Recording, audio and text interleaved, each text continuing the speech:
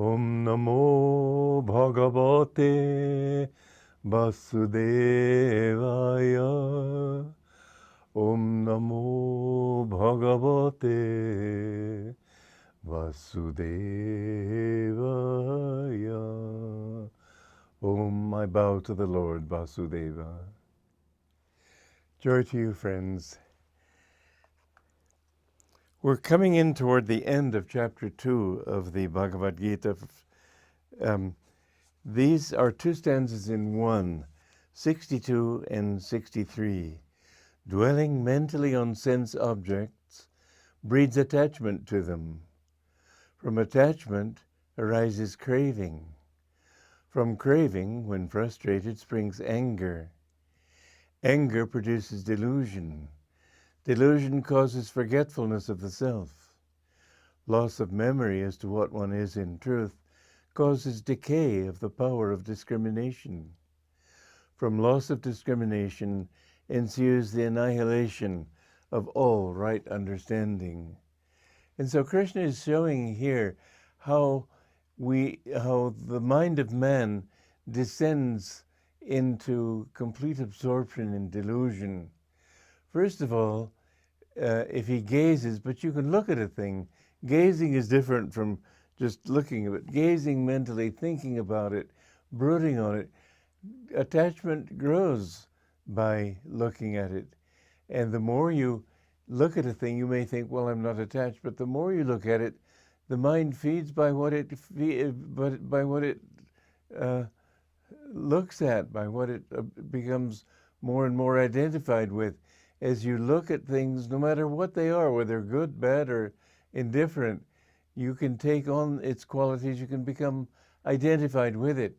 And so the first thing is that when the mind becomes attached, then I have to put on my glasses because I can't read without them.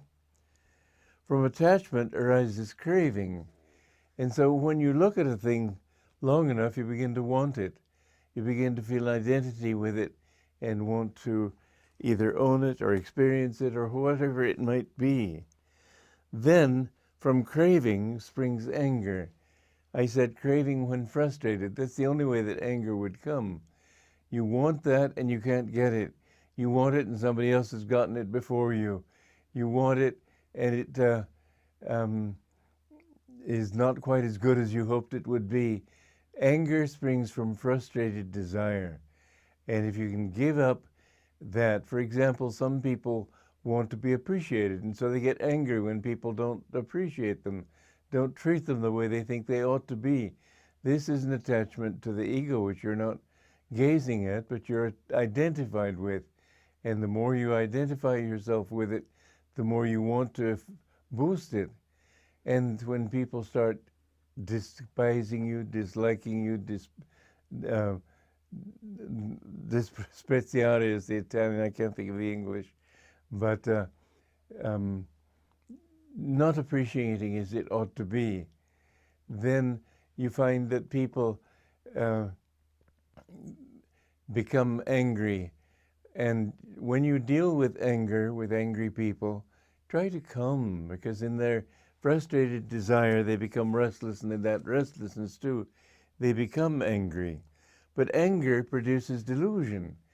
When you become angry about something, you no longer can see things in their proper proportion. Anger confuses the mind. And people, I know that some people think that they are only being righteously angry. Righteous anger is not anger. But if it's anger in the name of righteousness, then that produces mental confusion. It produces the restlessness of the mind that makes it impossible to see things clearly as they are. The first thing you do, that's why they say count 10. Count 10 is a way of saying it. I've said later a way of counting to 10. Each number you count, feel that you're expanding your consciousness. A good technique when counting to 10, don't just say 1, 2, 3, etc., but 1, this body, 2 people, 3, a group of people, and gradually feel your consciousness expanding to include the needs of other people and so on. Well, and then from the delusion comes loss of memory. Because when you're deluded and forget who you really are, you lose the memory as to what you are in truth. And this causes a decay of the power of discrimination. And finally, from loss of discrimination ensues the annihilation of all right understanding. Now, you know, when you read these things intelligently, then you can go the opposite way too. Don't just read it, no, that's right. But take it from the lowest point. Any step that you have reached on this downward ladder into complete delusion, you can turn around and move up the ladder toward wisdom and discrimination again. For example, from loss of discrimination ensues the annihilation of all right understanding. But how do you get that discrimination back again? By simply seeing, well, I've been suffering. And do I like that suffering? I do not like that suffering. Therefore, is there something I can do about it?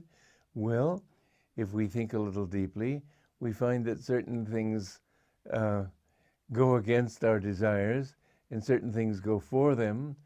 But bit by bit, as we rise up that ladder, we see that that which makes us happier is that which eliminates the ego. And so bit by bit, you can come through the recognition that you don't like to suffer to the further understanding that what you want is not only no longer to suffer, but also to feel more happy, more blissful, in fact. Gradually, as your consciousness and your understanding become more and more refined, you come to realize that the only thing that's worth having is happiness, or more than that, bliss. And so bit by bit, you climb up to the point where you give up anger because there's nothing to be frustrated about. You give up desire, and you give up attachment. And finally, thinking about the world around you, you no longer think that I need to go outward for my happiness. My happiness is inside. So the progressive stages toward happiness are to understand, first of all, what you really want in life.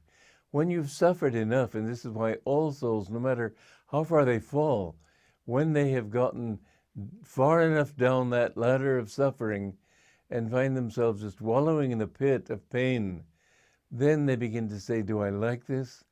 And first of all, they blame everybody else. They blame the world.